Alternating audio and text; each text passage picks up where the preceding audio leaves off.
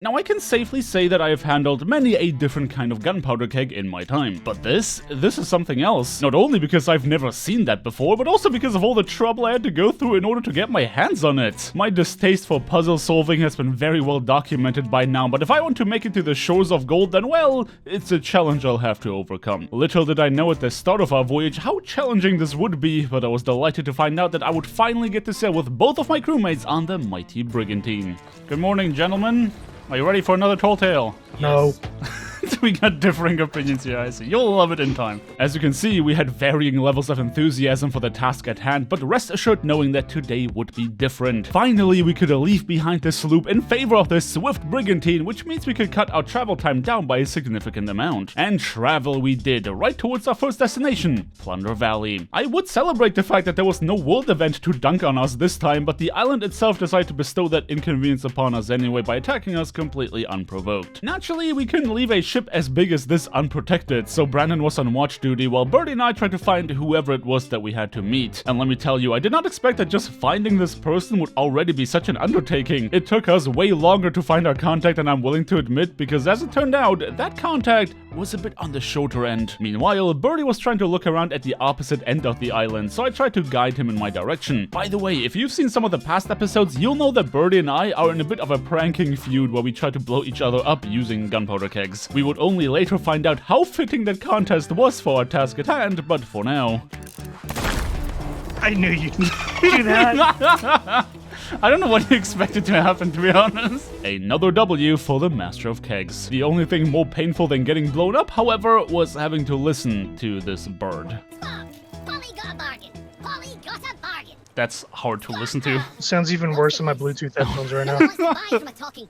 This is really hard to listen to, dude. Yeah, Birdie's emergency Bluetooth headphones definitely didn't sound great. Not to mention whatever the heck they did to this other bird's poor voice. But whatever, we had a puzzle to solve and no time to waste. Deep it lies, near bird of stone, stories told and lifeless bone. So we're looking for skeletons. Oh, I found that 2 minutes ago. Oh, really? Let's go. Yeah.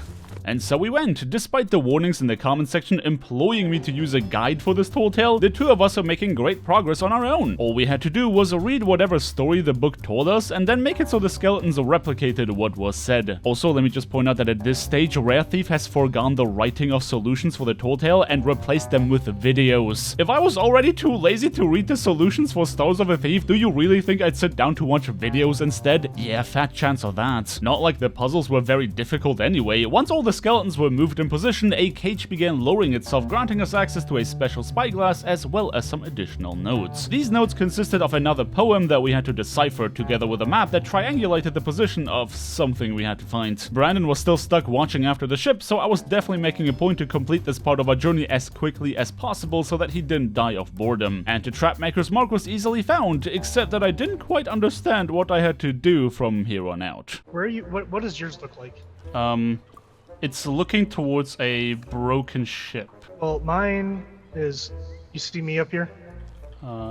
Yes? I think you're standing on top of the same thing that I am. Look, get your spyglass out. Oh. Mine is pointing that way. Mine's pointing this direction. Should we just drink and see what happens? Stand and drink in the view. Stone's location spoken to you.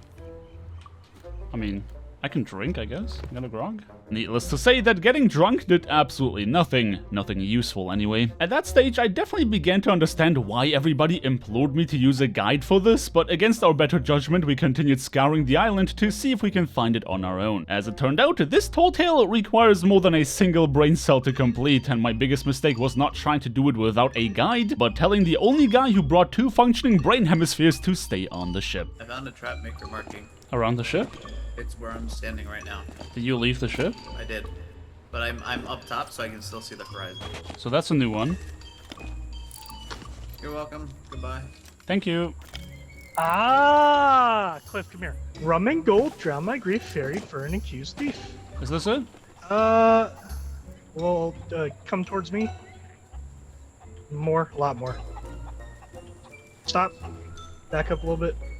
Oh, Okay, yeah, that's fine. Okay, here we go. Yeah, definitely not us taking an entire in-game day to make progress on a single step towards a puzzle. Thankfully, Brandon was surprisingly competent today, opening our eyes so that we finally made sense of why we found so many Trapmaker's markings, which made finding the remaining clues very easy. In fact, Birdie didn't even need me to guide him towards the final dig, though we were about to learn how the Trapmaker got his title in the first place. Got it. Nice. Oh god, what is this? What was that? Birdie? Birdie? Wait, is it ticking down? Can I juggle this? Is it ticking down? There's explosions coming? So I left a surprise for you. Oh god, I oh god. left a surprise Juggle it. for you. Juggle this. Please find the key to the workshop here. Yeah, what a surprise. Thank you, The door Trapmaker. it opens lies elsewhere. Yeah, nothing like giving us a gunpowder keg and then detonating more kegs to blow it up. That Trapmaker definitely didn't get this title for nothing. Thankfully, I managed to outrun the, and may I add, very loud explosions, which Birdie somehow did not hear, making me wonder why he panicked in the first place. Did you not hear the explosions? No. Bro! So is this like a keg? I think it's a key.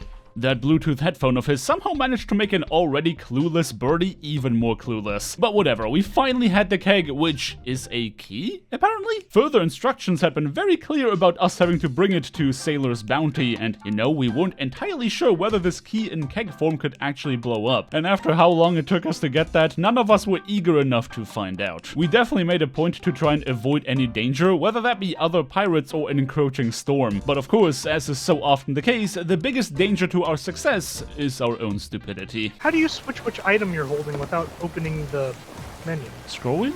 No, I meant like, okay, so I'm holding a coconut, but Yeah. I have a banana in my inventory. You hit How do I 3 change that again. with Hit 3 again. 3? You didn't Don't know know. that? I did not know that.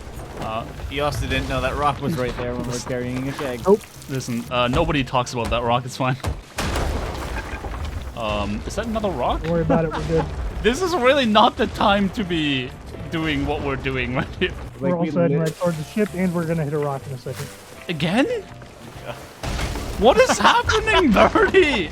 This ship is really fast, bro. It is, yeah. First world problems at its finest. We went from slogging our way through the tall tales to zooming across the map. But speed would not help us with the next problem. Somebody was already at Sailor's Bounty, and well, let's just say I'd rather avoid combat with a keg on board. I simply asked that crew if they needed more time on the island or if we could have the parking to do our tall tale. And thankfully, they just finished their business here. I shared an unseasoned piece of pork chop with the lad to show my gratitude before going back to my crew so that we can progress on our journey. Now, I wish I could tell you that after literal years of playing together that the three of us have built something of a dynamic, but contrary to expectation, both of these idiots just ran ahead into what was obviously going to be a cave littered in traps. I was not going to juggle my way past any of these just to be careful, meaning it would have been very handy to have them around in case I die to the traps so they can revive me. But you know, that would make too much sense. Oh, okay.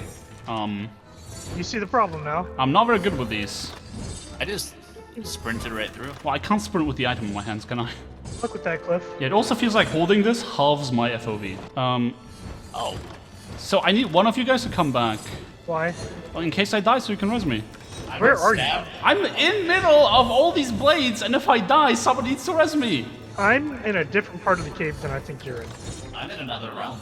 Brandon, come back. I'm on the ferry. I'm coming back. You died? I got shanked. Why would you spawn a gunpowder keg in a cave? Our lack of coordination rivaled even that of an open crew. Instead of us trying to get through this as a unit so that we can be each other's insurance, the two of them preferred to do it the hard way while I slowly and securely made my way past the traps. Through some grace of God, we did eventually make it into the final chamber with the Trapmaker's keg intact, meaning completion was within reach. For the next part, the three of us would have to fight waves upon waves of fairly tanky skeletons while surrounded by traps. The key? We are in control of activating them. A crew with any semblance of team play is going to be able to coordinate hitting the traps at the right time to take out most of the skeletons in the arena, but because we are anything but that... Oh! Oh! Thanks, Brandon. I wish I could tell you we did this in one go, but that would most assuredly be a bold-faced lie. Eventually, and I mean much later, the boss of this gauntlet would finally grace us with their presence, allowing us to kick in what remains of their teeth to finally be able to get the heck out of this godforsaken place. But let's not forget that this is a tall tale made by Rare. Of course, that captain did not spit out the Infinity Stone, but instead another totem. Would you be surprised if I told you that we have to go to another vault? Thankfully, the wind was about as much in our favor as we could expect, making the trip a breeze. All of us were longing for an end to this tall tale. Granted, most of our suffering was a result of our own incompetence, but alas, Crescent Isle was our final destination. You've seen us open enough vaults up until this point, the only difference being that Brandon was trying to sabotage us once again. Guess he wanted to become the next trap maker. Speaking of which, the actual trap maker still wasn't done with us yet. I don't think we're gonna get any clues, are we? I salute you, pirate, but heed this warning. Take it for the glory, never for the greed. I concede the game. I've no more tricks up my sleeves. Okay, well, let's go. Yep.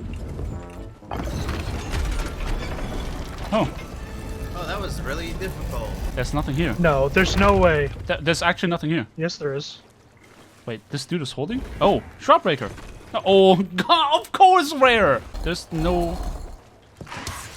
Aha, I see. Okay. I brought that. Captain of the vault. Hey, he's dead now. We are. Medallion number 1, let's go! Karma at its finest. Rare was not done bestowing more surprises upon us, but when it comes to slaughtering skeletons, we have become exceedingly efficient at it. Once all 3 captains were defeated and all the medallions were in place, we were finally free to go and deliver the second Infinity Stone. There is only one more to go until we can set sail towards the shores of gold, and I hope that you are as excited as I am to finally bring the story to a satisfying conclusion. But until then, thank you everybody so much for watching. Don't forget to drop me a like on your way out if you enjoyed this video, subscribe if you want to see more, and definitely ring that bell icon to not miss out on my next upload. I hope you guys have a day filled with the tallest tales on the sea, and until next time, peace!